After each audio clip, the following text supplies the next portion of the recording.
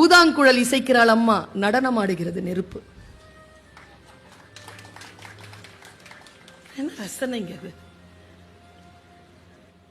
வறுமையால் படிப்பை பாதியோடு நிறுத்திவிட்டனர் எதிர் வீட்டு லட்சுமியும் சரஸ்வதியும்.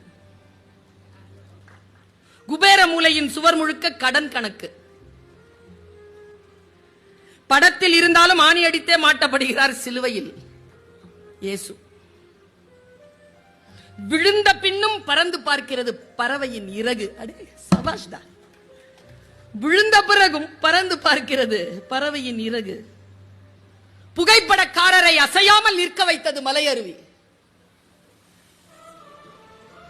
மயிலிறகு குட்டி போட்டது பள்ளியின் நினைவுகளை. ரயில் மோதி பிளிரும் யானையிடம் அழிக்கப்பட்ட காட்டின் குரல். உடைந்த பானை, மிச்சம் இருக்கிறது கொஞ்சம் தண்ணீர்.